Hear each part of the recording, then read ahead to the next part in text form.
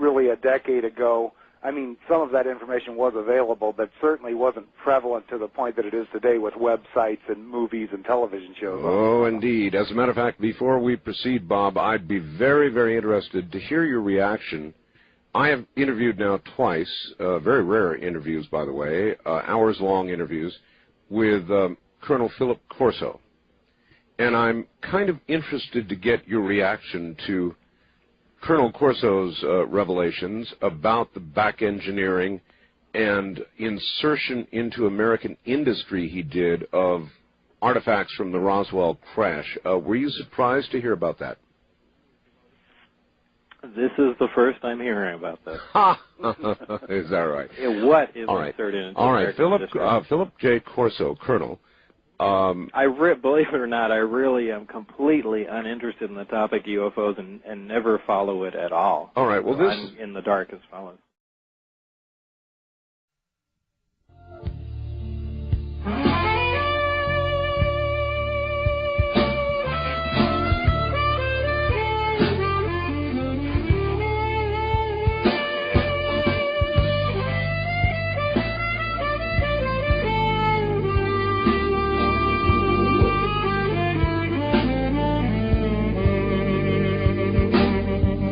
From the Kingdom of Nye, this is Coast to Coast AM with Art Bell on the CBC Radio Network. This is a man who was given the job. He's now 82 years of age, by the way. He was given the job of, he was actually handed a filing cabinet by a general, and he was given a job of figuring out what some of these things were and introducing them into American industry, specifically Bell Labs and some others at the time. And these were artifacts from Roswell, and he is very, very credible. He wrote a book called The Day After Roswell. What specifically? What devices? Devices that led to, and it's going to be hard, night vision scopes, for example, fiber optics, for example, the transistor, for example, a lot of leaps that, by the way, particularly the transistor, there's not much of a paper trail for. If you look back at the development in Bell Labs of the transistor, there's not a big paper trail. Yes, it arrived, but there's not a big paper trail about how it arrived. Well, I'm so skeptical of something like that. The reason being, well, let me tell you, certainly you've seen pictures of the first transistor. We know it was developed at Bell Labs. We know there were a couple of guys working on it. But you know what the first transistor was. It was essentially just, it was more along the lines of a diode, just a P-N and a P junction. It's on a big slab of silicon. It really couldn't do anything. Certainly, if we had been given that advanced technology at that time, wouldn't it have been something a little more down the road? So a lot of it was. A lot of it they had no idea. And well, is he saying that he worked with some of these guys or hinted to them, or was this all a big conspiracy and everyone was? No, he was just a middleman, and his assignment was to take something that looked interesting and take it to American industry and try and determine the function and whether it could be duplicated or not. It's a long story, and I don't want to burden you with it. But and also, Bob, he's highly qualified. I mean, this guy is I'm not immediately debunking debunking him, but I'm, Sure. It's just my natural reaction to jump on that. But Art, he was an officer in the military and held some very lofty positions, right? Oh, absolutely. Well, I'd actually be interested to look at that. Art, I actually gave him UFO magazine so he could read about it, but he doesn't read about UFOs. So. I understand. It really is true.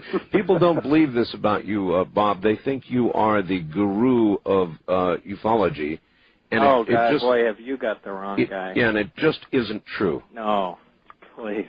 You see, I remember the interview I did with you before.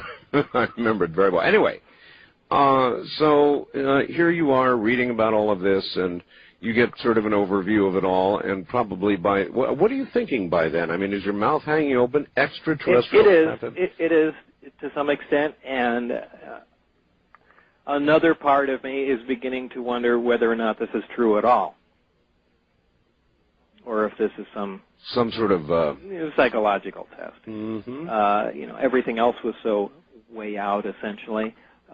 Maybe this is, you know, another game that we're playing. Maybe they're just trying to determine what reactions of people in science would be to extraterrestrial craft or the fact of extraterrestrial presence of any kind at all. Right, and certainly all these thoughts had gone through my mind.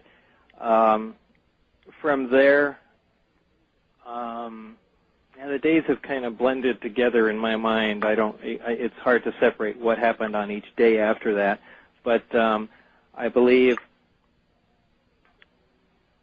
that the next time I went there was the time that I was actually let in through one of the hangar doors. Now, normally we drove alongside of the installation and came in the main entrance. Mm-hmm. This one time, we drove up and one of the hangar doors was open. Uh-huh. In the hangar doors, as plain as day, or in the hangar door, as plain as day, was the craft that I had later labeled the sport model. A very sleek-looking, very stereotypical flying saucer. My immediate reaction was, this is the new generation fighter that we're working on. For whatever reason, it's saucer-shaped, but immediately in my mind, I said, this explains all the UFO sightings throughout history. It's just been the development of this thing. Here it is. Right, here it is. This makes, you know, perfect sense. I've got a model 5 feet away from me here, a tester model, which I believe the Tester Corporation built based on your description. Right. It looked exactly like that. Is that what we're talking about, the Exactly. sport model you call the sport model? Yeah, very sleek, sporty looking. Yeah, that's it exactly. I'll be damned. All right. So you drove by this thing. We actually stopped in front. In front. I was led out of the bus, the security guard first, then Dennis and myself. Dennis walked on ahead of me, and the security guard told me to keep my eyes forward and just follow Dennis into the back. And at the back of the hangar, there was a door that led into a hallway in the office areas. I walked right by the craft. The door was off the craft, or hatch, whatever you want to call it. Right alongside of it was an American flag adhered to it. A little sticker, not really a cloth flag. Now, all that did was cement it in my mind, thinking, well, this is, you know, obviously this is it. I slid my hand along the side of the craft, which the guard didn't appreciate, and I was told, again, keep my hands at my side. What did it feel like? Walk forward. I say it felt like metal, and the reason I say that is because it was cool to the touch. Mm-hmm. So, yes. It could it have metal been or an advanced ceramic Sure. or something? Absolutely. But to me, Sure. it felt and it appeared like metal.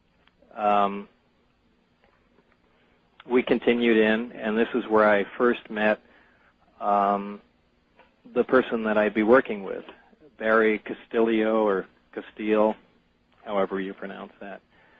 And this is when I first saw the initial components of the craft that had been taken out. So they had begun to gut this thing then? Not this particular one. There was more than one there. How many? There were actually 9 craft, not all like this, but from what they told me, from what I saw, there were 9 craft, and don't ask me where they came from or how we got them or any of that. I have no idea. Mm-hmm. But the craft were in different, really different states. Some were completely dismantled. Some looked as if they would be operational, you know, that they hadn't been touched at all. But apparently, from what I understand, all the crafts had the exact same reactor and propulsion system in them. Did any of the craft look as though they had been in a collision or crash? No. The only one that had damage to it looked intentional. It was a craft that had it's kind of hard to describe, but the area around the craft, the lip, if you will, was very broad and flat and thin, and it looked as if it had been stood up and a projectile fired through it. The hole from the distance that I saw, it looked around 4 inches, but it could have been at any size. It looked as if the metal was bent outward, and now that could have been dropped from the sky. Someone could have fired a projectile through it. Who knows? Again, well, this is just that speculation alone is very part. interesting. In other words, we're not dealing with Superman's cape here. Holes could be blown through it. Right. Of course, on the other hand, it's an extremely unscientific test. You take something as prized as that, you don't stand it up and fire a cannon at the thing or a howitzer. You certainly, take a small quantity off and, do your analysis of that piece. But for whatever reason, that was the only one that looked like it sustained any damage. Some of the other craft were dismantled to some point, but certainly not wrecked. The only craft that I was permitted to work on, to touch, to have anything to do with, was the craft that I termed the sport model. That's the one that you have a model of there. Well, as you turn around, as you walk in on all of this, though, Bob, No, I did not see this all at one time. I saw this one craft. Now, the hangar doors are all, are all next to each other, and only at one time, way down the road, were all the bay doors open at one time, and I got a glance to see in what was the other hangar doors. But for the most part, at this point, all I knew was that there was this one craft, and now in my mind, I am convinced that this is just a U.S. manufactured, extremely secret, fighter reconnaissance craft. Who knows what? But and the little American flag did that for you? Oh, without question, that was it. It's a done deal. So that's what do you say? You look at it and say, turn around to your companion, we'll call him, and say, wow, or my God, or where did these come from? No, nothing. I just had a smile on my face, if I remember, walked into the back door, and then, the introductions began. The only other person I really interfaced with was Rene. I don't remember his last name, and I actually can't remember what in the world Rene did, but for the most part, Barry and I worked closely together. Now, this is also the first time that my supervisor left me alone with Barry, and, this is where the learning process essentially began. This is where my view of everything changed. Did they tell you at that point what your specific job was? In other words, there it is, and it's sort of like, okay, what am I supposed to do? Well, that's what this, that's where we begin now. This is exactly what this meeting with Barry entails, is the description of precisely what I'm supposed to be working on, what my function in life is now at this place. And this is where I find out that we are essentially, well, number one, that the briefings I was reading are correct. In other words, they are extraterrestrial. Right. These craft are not extraterrestrial. The scope, the aim of our project is now to back engineer these craft, or this one particular craft, with the intention of duplicating it, or duplicating the subsystems within it using earthly materials. So that was the project. Now, this hit me quite hard at that time, and needless to say, now, this night I didn't get any sleep. It was fairly exciting before that, but, and certainly Barry just telling me this wasn't enough. This is when we also had some demonstrations on what we had found out, or what information had been gleaned so far from the technology that we've seen. It was all very fantastic, and it was absolutely mind-boggling. Well, I know you don't follow all this, but I have to ask, have you seen Independence Day? Oh, absolutely. Yeah. Oh, okay, good. At least you've done that. You remember when they brought everybody into Area 51 and they opened the big door and you want to see? Yeah, well, they invited me to the premiere of that. Oh, they did? Yeah. In fact, they made me stand up for some reason. They made you? Yeah, and they introduced me. I see. But in fact, someone called. I don't remember the people involved there, but when they were talking about the movie, the making of the movie, so on and so forth, the lab technician there, I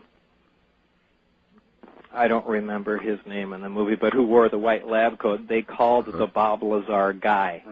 Yeah. Dean Devlin was the writer. Ah. So I don't remember the other people that were there, but I thought that was pretty funny.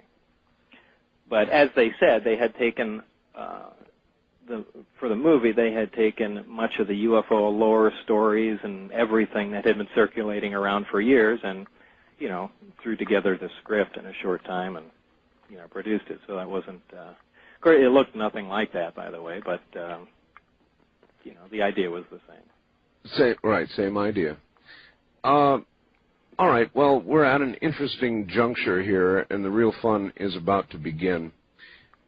Were you told that you were going to be working on one specific area of back engineering, or were you going Only. Only? Yeah, really, only? Power and propulsion system, and everything else was essentially off limits.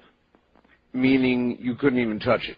No, I couldn't touch it. However, I did get to go on the craft one time, and this was for the express purpose of only seeing the placement of the reactor and how the gravity amplifiers worked, how the emitters moved freely underneath on the primary level, and just how all the subcomponents, you know, fit together. All right, that's a good place to hold it. We're at the top of the hour. Take a good few moments to relax, and we'll be right back. Back to my guests, Bob Lazar and Gene Huff. And gentlemen, I have a surprise for you. Bob, you were, in effect, recruited, I think, by Edward Teller. Mm-hmm. I have a friend who's listening to the show this morning as we speak, believe it or not, all the way down in Perth, Australia. His name is Stan Dale, and he was also recruited by Edward Teller. And he's got a question or two for you. I'm going to see if we can bring him up. All the way from Perth, Australia, there's a slight delay in the phone line transmission. Stan, are you there? Yeah, Art. Okay, very good. Bob Lazar is on the line, and I know you followed the Lazar story, and you might briefly, just very briefly, recap yours and ask a question. All right, very briefly, I was working in the computer business in Dallas in I think it was 71. And I, among other things, I was also doing some investigation for the FBI at the corporations where I was working as an undercover kind of plant. Mm-hmm. During this time at this company where I was working, it was a large corporation. It was called Valtex Optical at the time. It had 100 sub-corporations, and a lot of them operated in Nevada.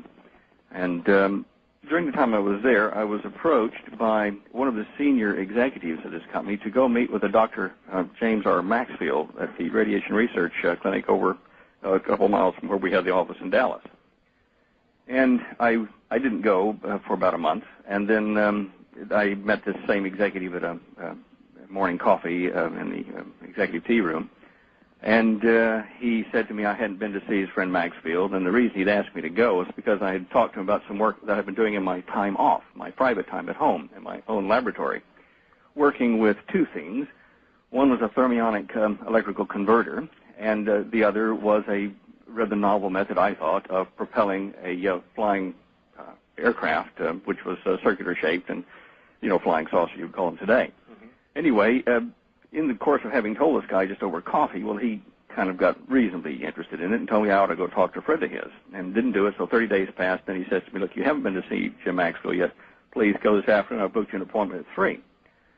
So I go over this place, and it's not like a place that sees people very often. It was open. The door was kind of ajar, but there was no cars in front of it and daylight. And I walked in. The lights were off down the hallway, and I walked down the hallway, and it was kind of dark, and suddenly this nurse, well, I guess a receptionist type lady, appears out of nowhere from the side and says, yes, can I help you?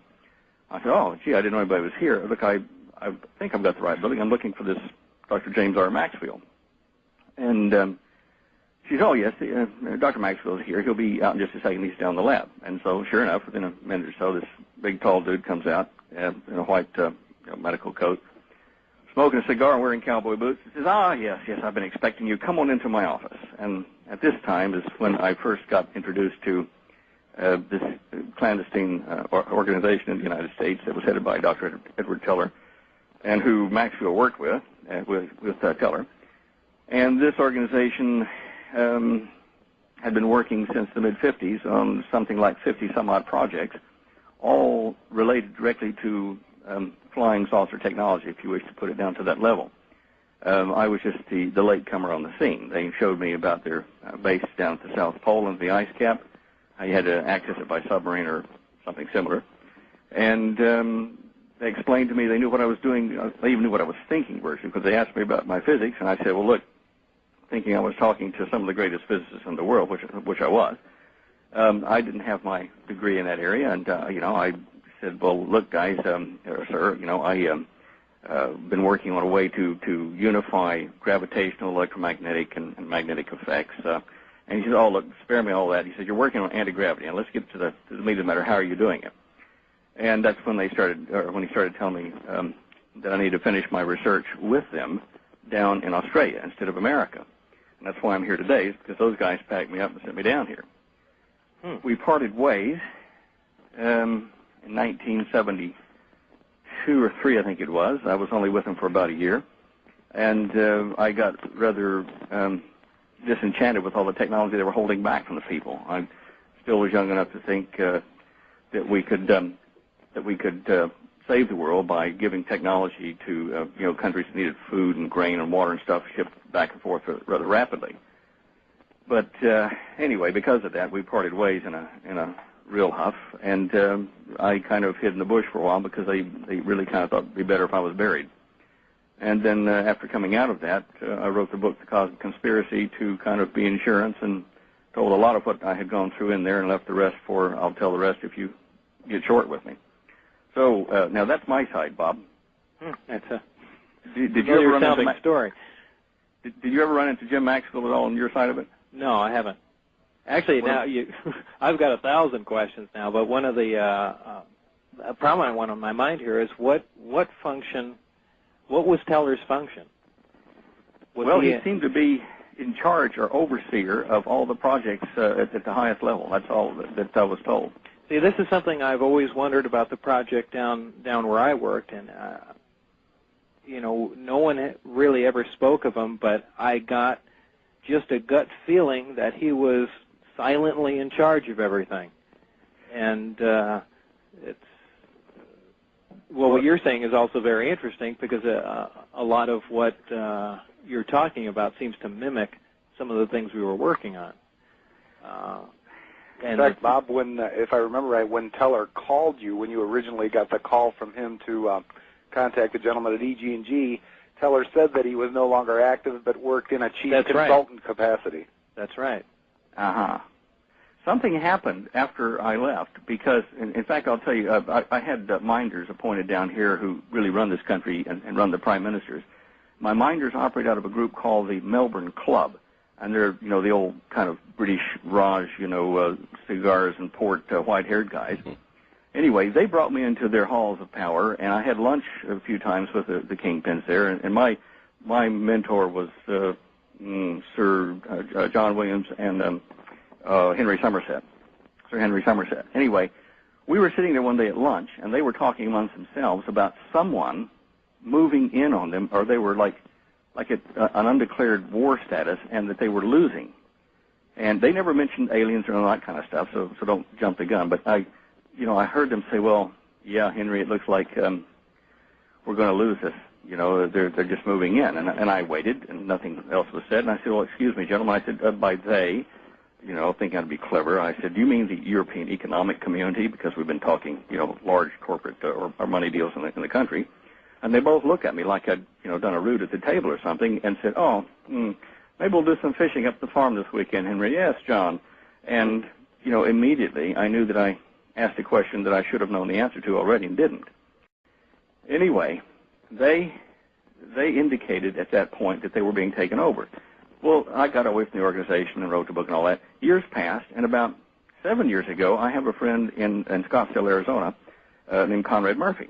And Conrad goes to a lot of places. He races boats and cars, and he's fairly active fellow in business. Anyway, Conrad was invited to give the morning devotional at some big business breakfast, like for the Arizona 500 Club or something like that. And so he rang me. He says, "Look, guess who I'm going to give the breakfast benediction right next to, who's sitting right next to me next week is Edward Teller." And I said, "Wow." I said, "Can you get to Dr. Teller and say, take a message. I want to talk to him." He said, "Not a problem." So I waited and waited, and the week passed, and so Conrad rang me back, and he says, "Wow." He says, "Well, I sat next to him," and he said, it was all kind of, normal conversation, give the benediction, eat a bit. And he says, after he had a couple bites, I said to him, "Look, what do you know about this fellow named Stan Deyo, down in Australia working on anti-gravity and, flying saucers?" And he said, Teller looked at him very blankly and said, "Don't know the fellow." He says, "Oh, that's odd." And he reaches in his coat and pulls out a copy of my book with my photo on it and turns it up in front of Ed Teller. And he said the blood drained out of his face.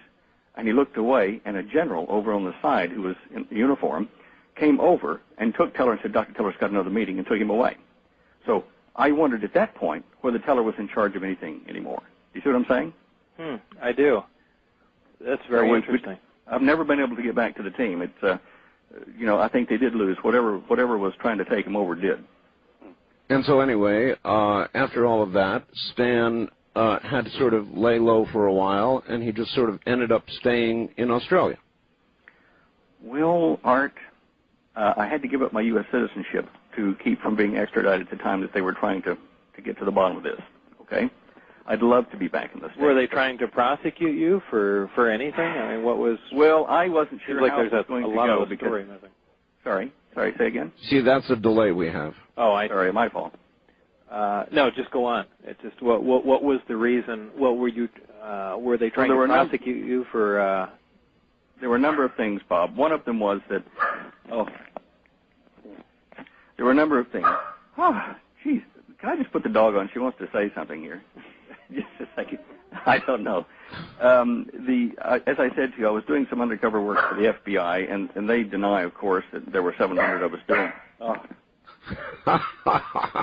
It's a clear dog from Australia. Believe me, it's coming through very clearly. These are the most popular dogs on the planet. They've seen a bird out here, and they're trying to eat it. All right. Well, the question is, Stan, were they trying to prosecute you, or were there threats on your life? How serious was it? Both. When I went underground, they had really determined they were going to put me underground permanently in Melbourne. Well, as a result, I ran, and for a little over a year, I traveled in the Australian bush with, let the hair grow out and wore the sunglasses and traveled with the hippies and whatever just disappeared. Finally, I got hungry and had to come back in. And when I did, I came in under an assumed name and worked for a while. But eventually they caught up with me because I applied for work in companies and had to show my passport. Can I interrupt you for a second? What was the threat that you presented to them? Well, were they afraid of the information that you had, or? Yeah. Okay, so that was their main concern, that you were running around with information that you could possibly divulge to someone else, and.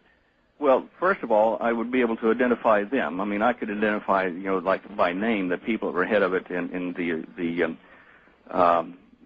Aeronautical Research Center at Fisherman's Bend in Melbourne, and in the Australian Club, who of course control the prime ministers of this country. And there was a number of things that I was privy to that would be rather embarrassing. But in their defense, let me say this. Now that I've had time to think about it, if I'd have been in their position and they were holding the secrets they were and were under the pressures they were, I would probably have ordered my execution as well. It's bigger than one person's life. It's a really, I'm sure you would appreciate this, Bob. What we're talking about is a cover-up of incredible proportions. Were you able to continue your research, or did they have all the requisite hardware? Of course they did. I did do some. I did play around a bit what I could do, but I didn't have access to high temperature coating. I couldn't put my barium titanate or anything else on the capacitive surfaces. But your little that video you did with the little ship that had the thermionic converter on it. Mm-hmm. I don't know why you had to have an element, whatever it was, 1115, because we were quite aware that you could convert thermal energy at around 37 gigahertz on the sampling frequency. You could take random heat and convert it into flowing electric energy.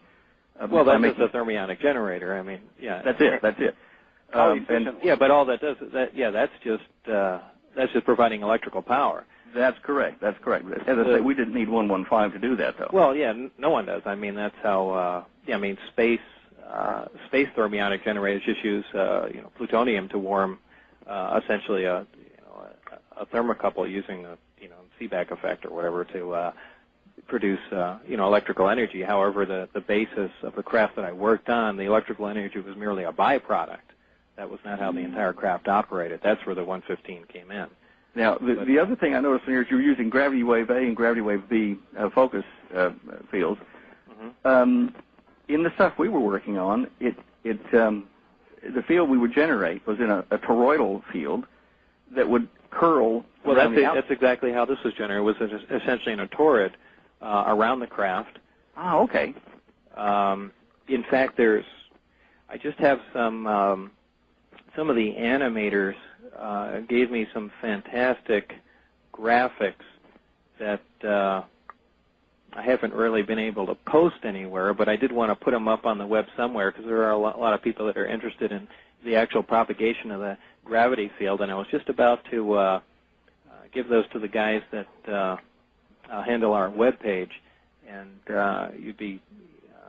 it might be worth having a look at that. What's the website? Look, is it on your site? Just go to my site and you'll be able to jump right over. Stan, we're out of time in this half hour, but from what I've heard, I think that you two should be communicating. I know. Well, I never have been able to reach Bob. He kind of did like I did, went to ground, I think. Yeah. Well, what I'll do is I'll provide Bob with your number in Perth. Okay. With your permission, is that all right?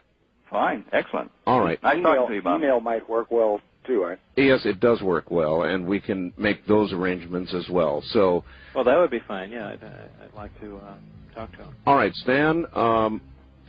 Thank you very much, and we'll put you two in contact. All right.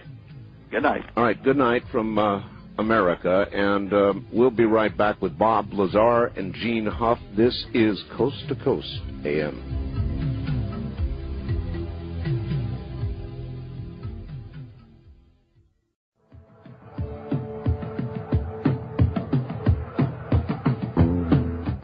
Gene and Bob, you're both back on the air. It's kind of interesting when you listen to people like Stan and you listen to people like Bob, as far as we've gone with the story, it's all laid out in such a calm, matter-of-fact way that I think a lot of the public has a tendency to lose sight of the implications of what they're hearing. But you've told the story so many times, Bob, that I guess it comes out that way, sort of in a matter-of-fact way, huh? Yeah, it pretty much does. All right, let us return to your story. Now you've had a chance to get in the craft, and what are you doing? What are you working on? What are you seeing? Well, if I remember, I have just met with Barry, and we're now going over things. Let's see.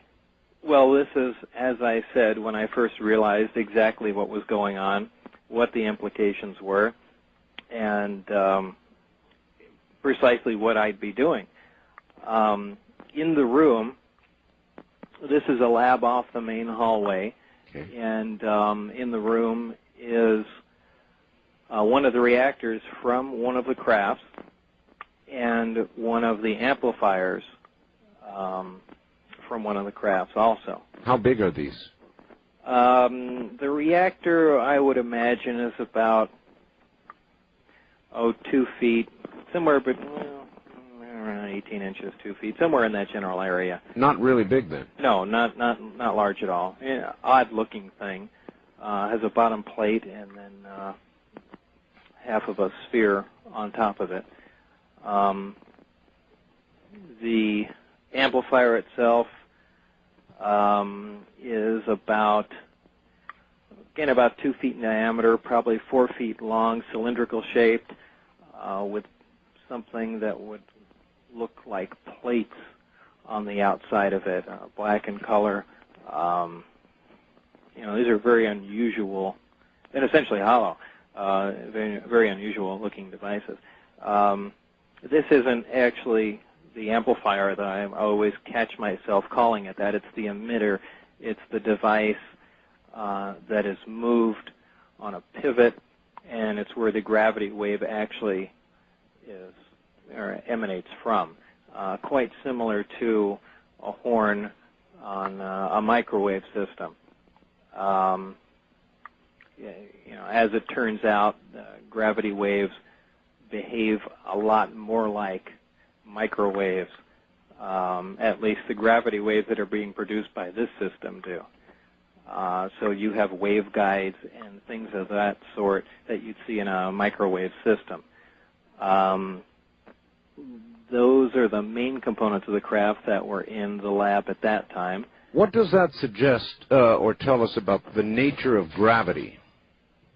Well, actually, you have to look and see what we really know about gravity. And, we really, as it turns out, don't know anything about gravity. As people have said, we can certainly measure its forces or measure its effect on things. Right. But really, to this date, there is no, and a lot of people don't know this, that there's truly no conclusive evidence at the present time that gravitational waves have ever been detected in a laboratory.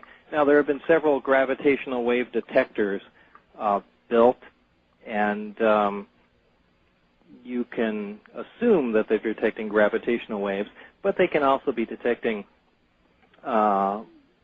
many other energies of, or fluxes of energies from who knows where. So it's something we can hardly measure, something we certainly know the existence of, but we know very, very little about it. It's essentially a big hole, a black hole, if you will, in physics as we know it. Actually, the physicists that I've talked to are not altogether certain whether it's a push or a pull, and I think are pretty sure it's a pull. But in physics today, physics itself is so fluid, yet so many people, either true physicists or armchair physicists or scientists, whoever you run into, really stand their ground on theories, yet most people tend to forget that these are just theories.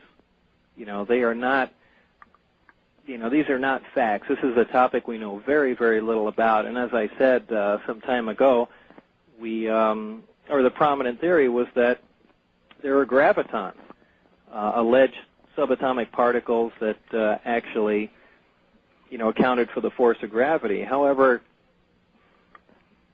people that do bring that up really don't know much about that theory either, because there was never an actual particle called a graviton. The whole concept behind a graviton was that because I'm trying to think of how to put this in layman's terms.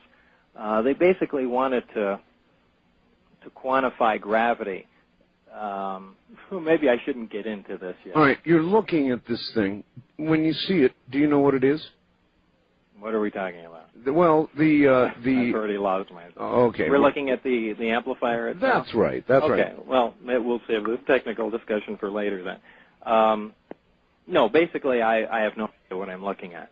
Okay. I had to be led through everything. The first demonstration that was presented to me was the actual operation of the reactor. Now, this in itself is nothing short of a miracle. We're dealing with something extremely small, maybe 2 foot square, maybe 6 inches high, just on outside dimensions. And the power output of something like this is equivalent to a little nuclear power plant.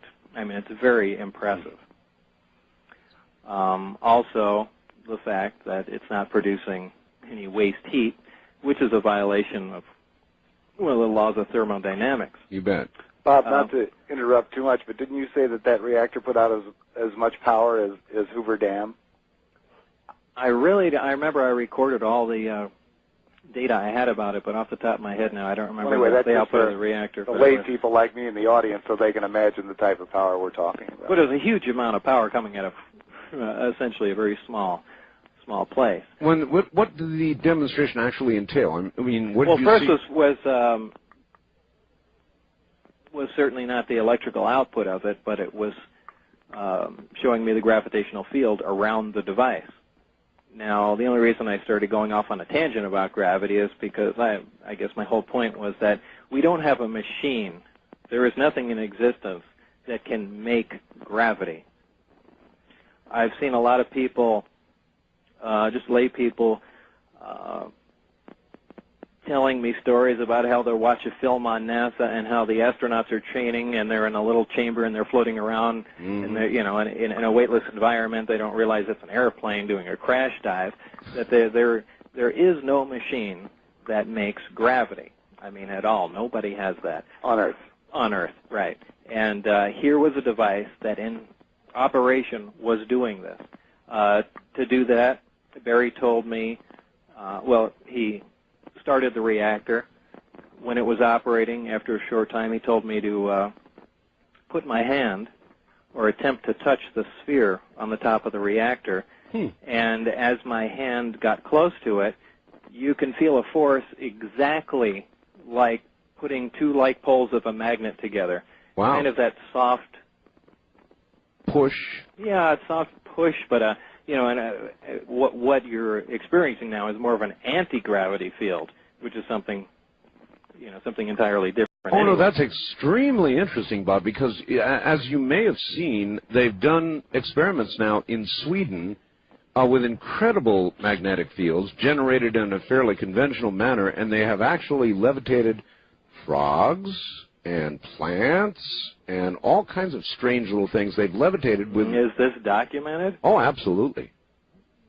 I haven't heard anything about it. With a magnetic field? Oh, absolutely, yes. Well, certainly frogs are not magnetic. I wonder is this just a raw magnetic field? An electromagnetic field? An electromagnetic field, raw and gigantic, and they had a little chamber. The big superconducting setup? Yep. And they're levitating a frog? You got it. And was this written up anywhere? Oh, absolutely. Huh. I wonder how this managed to pass me by. I'm glad to be delivering so much news to you tonight, Doug. but obviously, where can do you have any? Is it on your website? Not to run off on another tangent here, but is there a name of any of the people or anything you can reference me to where I could look? I'm sorry, this second I can't. It was Finnish scientists. It was carried on NBC, ABC, CBS. All the networks had it. They had the photographs of the frog floating there. Boy, that's a tremendous discovery there. Well, it is. It just, when you mentioned to me the tremendous gravitational field and the effect on your biological hand, it immediately flashed to that experiment in Finland. So there you are. Anyway, so you pushed on one more question. Have they levitated anything non-conductive, something with no water in it, like just I don't know, what Well, they levitated plastic or something like that? No, I don't think so. I think that it was plants, nuts, frogs, spiders. So it was all biological material? Yes. Yes, but you said yourself you felt the gravity with your hand. Now that's the biological effect. Right. Anyway, I don't want to stunt your story. I just couldn't resist telling you that. No, I'm glad you brought it up. That's actually very, very interesting to me. As time went on, we tossed a little golf ball at it, too. And it never did hit the sphere. It merely ricocheted off the field, which, again, was an impressive display. Indeed. A golf ball is not in any way conductive. It has no moisture. It has no... Well, or minimal amounts. So minimal. Aside from the fluid Sure. center golf balls. Oh, that's right. They are fluid centers, aren't they? But in either case, this was a quite a impressive demonstration, just in the fact that this is producing a, omnidirectional gravitational field around the unit. It was later connected up to the emitter and the amplifier, and where the gravitational beam out of the emitter can be focused. This, again, was extremely impressive. The gravitational wave or waves coming out of the emitter were focused into a small point and produced a little black dot in the air, hovering in the air. Really? Now, this is not to say it was a black hole, but what it was showing me was that it could bend light. Now, the only thing that can bend light is gravity. It's that's right. A lot of people say, well, light can be bent, so on and so forth. Usually that's diffracted or refracted, but where you can only bend light is with gravitational waves. So to me, again, this was another impressive demonstration. But it really was a kind of a black hole. Well, in the sense that it was absorbing, at least in that. Well, a black hole, by definition itself, would be the source of the gravitational distortion, as opposed to this the byproduct focusing on it. And you're also a black hole, a quantum singularity, and blah blah blah blah. Sure, blah, but the theory is the same, isn't it? In other words, you saw the blackness because of the intense focus of right, where light couldn't escape. Yeah. Yeah, essentially true. Still, it was an extremely impressive demonstration to me. Oh, yes.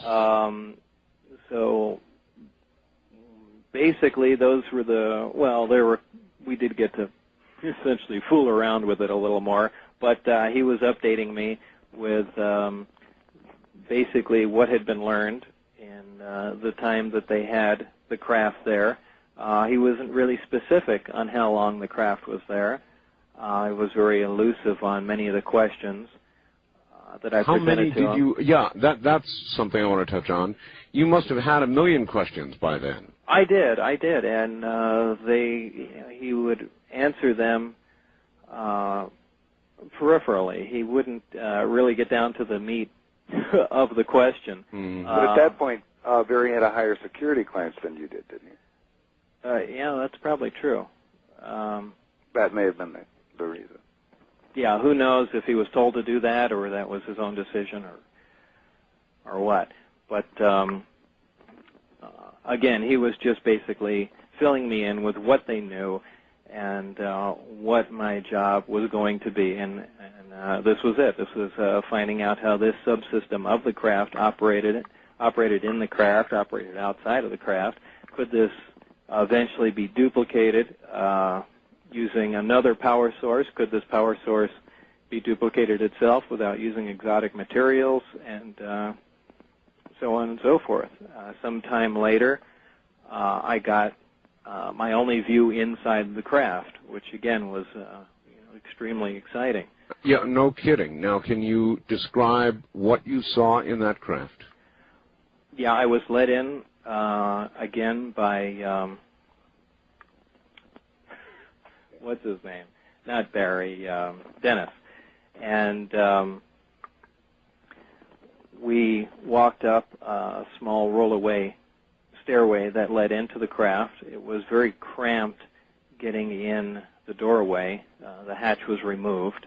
I really didn't pay attention to see how it was fashioned to it or if there were hinges or anything. A lot of people have asked me that, but it was, you don't spend time looking at how a door was connected somewhere when there's a flying saucer in front of you. In either case, I went inside. Initially, you must bend over to get in. There is very little headroom. So whoever originally flew in this was small. Right. Whatever flew in it was tiny. And if you notice, Art, if you're looking at the model of the sport model there, out near the equator of the disk, I mean, it literally comes to a point, and it graduates as you go towards the center. So obviously, the ceiling is very low near the edge. And for the benefit of the audience, with internet access, I've got a photograph of the sport model on my live studio cam right now. Oh. Okay, go ahead, Bob. I'm sorry, I didn't mean to interrupt. as you walk into the craft, first of all, I should address a few questions that people constantly ask me. All right, and, please. One of them is certainly, well, how did you feel going into the craft? Wasn't it the most exciting thing in your life? And I know I've said this 1,000 times before to many other people, but it was not, the feeling at that time was not of excitement. It was a very ominous feeling. Ominous. Very much so. It was more of a feeling like, it's actually, I really can't describe it. It's difficult to put into words, but it was a very ominous feeling, more like, are you sure we should be here? But, of course, after the fact, you know, it was certainly exciting, but it was a very, very odd feeling because, and with no pun intended, it was a very unearthly setting inside. All right, that's a perfect place to hook them and hang them up until we come back from the news. So everybody relax, we'll be right back. All right, Bob Lazar and Gene Huff are my guests. I'm Art Bell. This is Coast to Coast AM.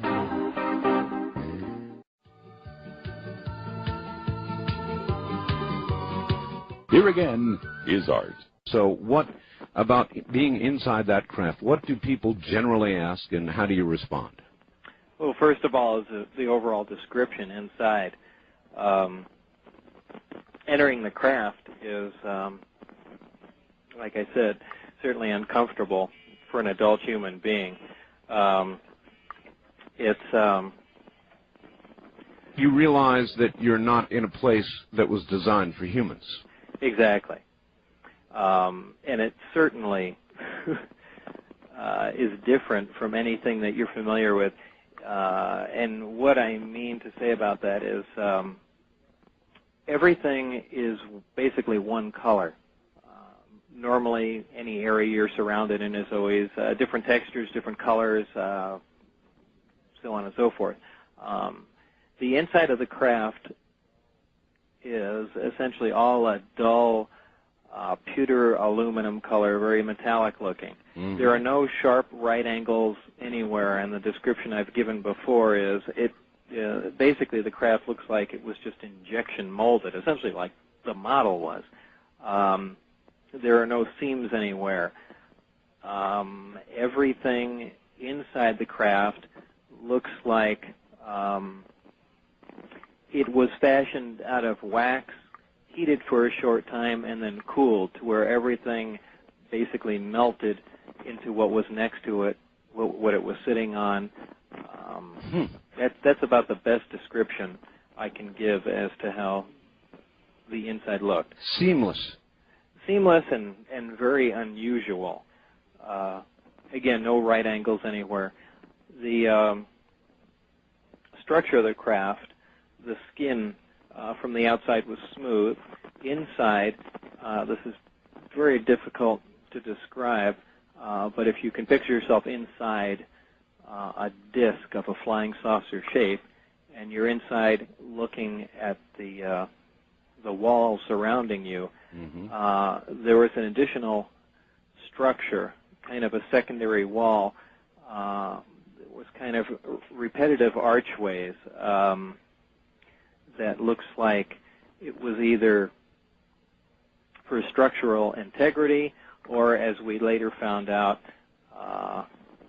something to do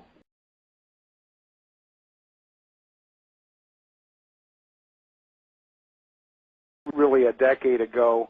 I mean, some of that information was available, but certainly wasn't prevalent to the point that it is today with websites and movies and television shows. Oh, indeed. As a matter of fact, before we proceed, Bob, I'd be very, very interested to hear your reaction.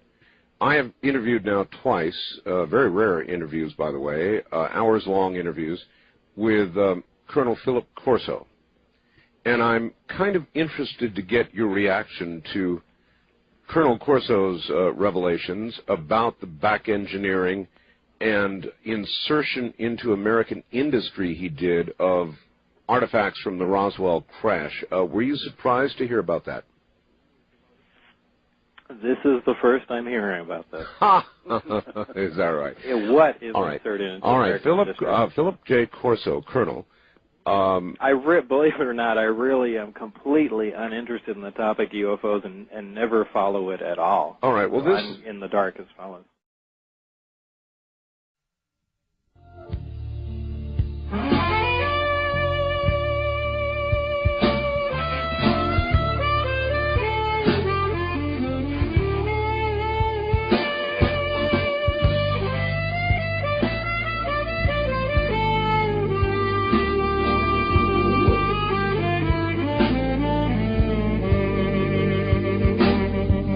From the Kingdom of Nye, this is Coast to Coast AM with Art Bell on the CBC Radio Network.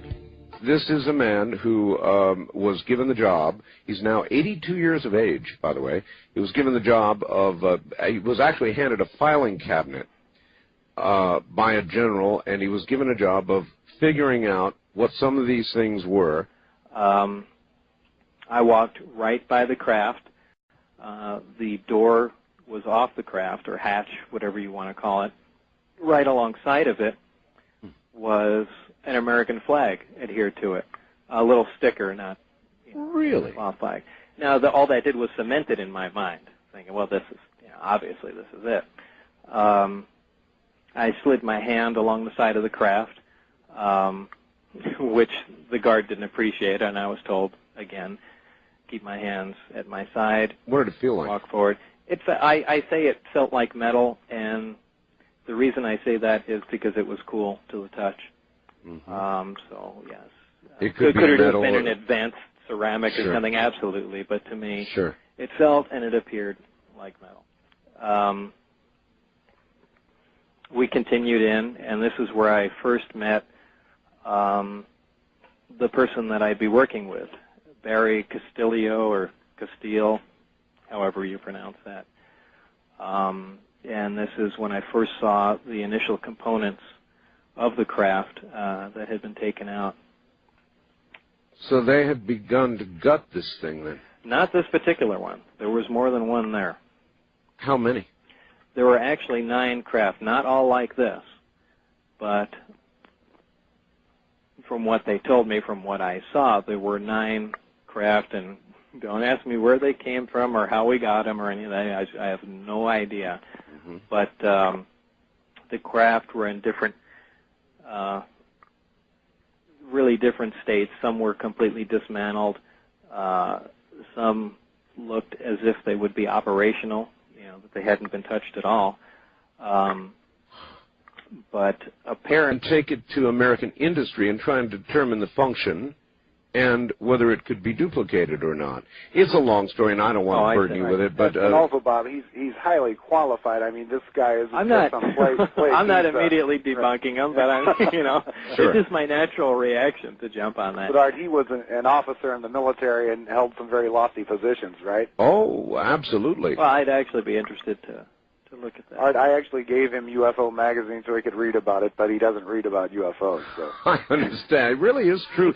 People don't believe this about you, Bob. They think you are the guru of ufology. And boy, have you got the wrong guy. Yeah, and it just isn't true. No, please. You see, I remember the interview I did with you before. I remember it very well. Anyway, so here you are reading about all of this, and you get sort of an overview of it all, and probably by, what are you thinking by then? I mean, is your mouth hanging open, extraterrestrial? It is to some extent, and another part of me is beginning to wonder whether or not this is true at all, or if this is some sort of psychological test. Mm-hmm. Everything else was so way out, essentially. Maybe this is, another game that we're playing. Maybe they're just trying to determine what reactions of people in science would be to extraterrestrial craft or the fact of extraterrestrial presence of any kind at all. Right, and certainly all these thoughts had gone through my mind.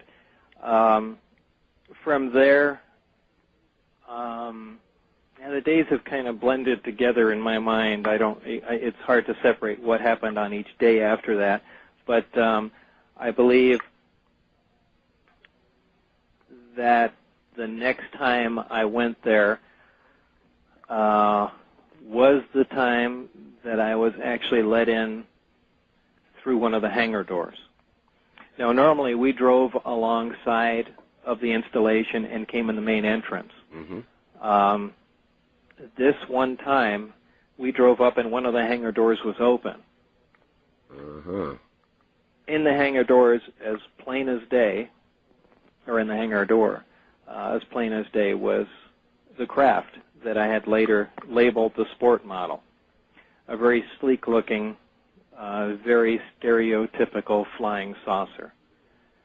My immediate reaction was, this is the new generation fighter that we're working on. For whatever reason, it's saucer-shaped, but immediately in my mind, I said, this explains all the UFO sightings throughout history. It's just been the development of this thing. Here it is. Right, here it is. This makes perfect sense. I've got a model 5 feet away from me here, a tester model, which I believe the Tester Corporation built based on your description. Right. It looked exactly like that. Is that what we're talking about, the exactly. sport model you call the sport model? Yeah, very sleek, sporty looking. Yeah, that's it exactly. I'll be damned. All right. So you drove by this thing. We actually stopped in front. In front. I was led out of the bus, the security guard first, then Dennis and myself. Dennis walked on ahead of me, and the security guard told me to keep my eyes forward and just follow Dennis into the back. And at the back of the hangar, there was a door that led into a hallway in the office areas. And introducing them into American industry, specifically Bell Labs and some others at the time. And these were artifacts from Roswell, and he is very, very credible. He wrote a book called The Day After Roswell. What specifically? What devices? Devices that led to, and it's going to be hard, night vision scopes, for example, fiber optics, for example, the transistor, for example, a lot of leaps that, by the way, particularly the transistor, there's not much of a paper trail for. If you look back at the development in Bell Labs of the transistor, there's not a big paper trail.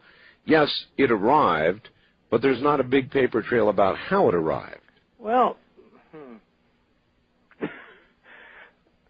I'm so skeptical of something like that. The reason being, well, let me tell you, certainly you've seen pictures of the first transistor. We know it was developed at Bell Labs. We know there were a couple of guys working on it. But you know what the first transistor was. It was essentially just, it was more along the lines of a diode, just a P-N and a P-junction just on a big slab of silicon. It really couldn't do anything. Certainly, if we had been given that advanced technology at that time, wouldn't it have been something a little more down the road? So a lot of it was. A lot of it they had no idea. And well, is he saying that he worked with some of these guys, or hinted to them, or was this all a big conspiracy and everyone was? No, he was just a middleman, and his assignment was to take something that looked interesting